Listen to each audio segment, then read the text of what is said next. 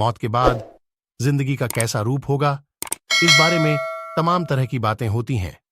मगर एक चीज का तो आपको यकीन होगा कि मरने के बाद आपके शरीर के अंगों की नीलामी नहीं होगी।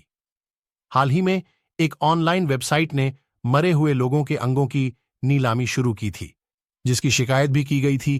कई देशों में गुजर चुके लोगों के अंगों को सहेज कर रखने का चलन है। बहुत जगह इनकी इबादत होती है।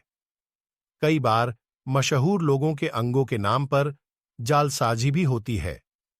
श्रीलंका के कैंडी शहर में एक मंदिर में आज भी भगवान बुद्ध के दांत रखे होने का दावा किया जाता है। इसी तरह तुर्की के शहर इस्तांबुल में मोहम्मद साहब की दाढ़ी रखी होने का दावा किया जाता है।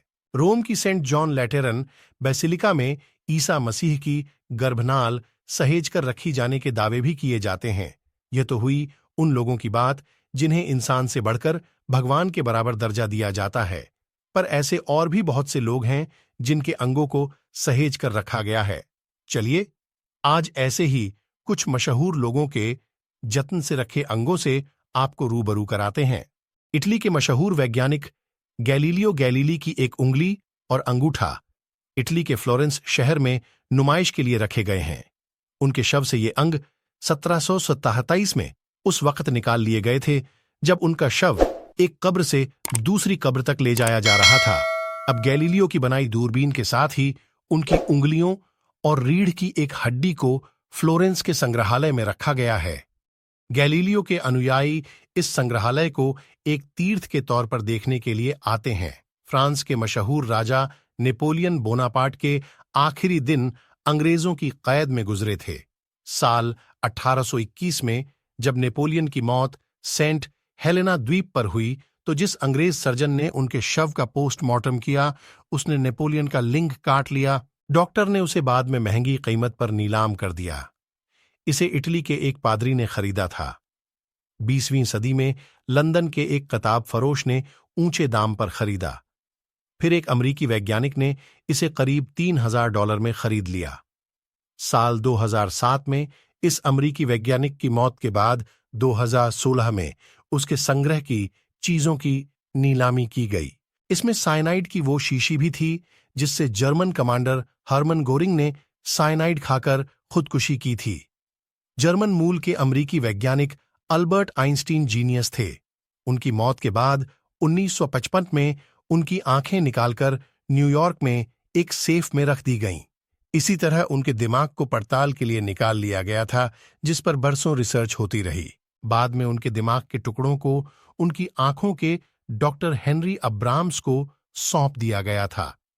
हालांकि आइंस्टाइन के दिमाग के टुकड़े तो बाकी दुनिया ने देख लिए, मगर उनकी आंखें आज भी अंधेरे डब्बे में कैद हैं। अमरीकी वैज्ञानिक थॉमस एडिसन से जुड़ी हुई एक परखनली अमरीका के मिशिगन शहर के संग्रहालय में रखी है।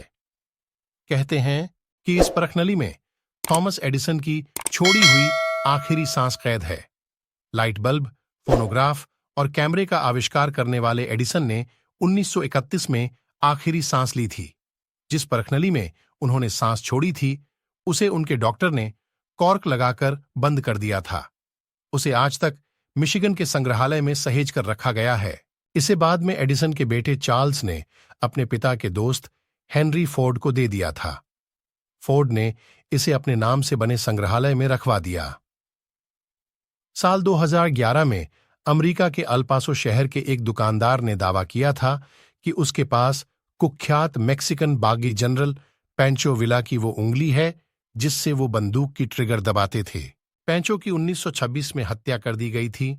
उनके शव को 3 साल बाद डकैतों ने कब्रिस्तान से खोदकर निकाल लिया था। बाद में जनरल पैंचो के शव के टुकड़ों के अलग अलग लोगों के पास होने के दावे किए जाते रहे।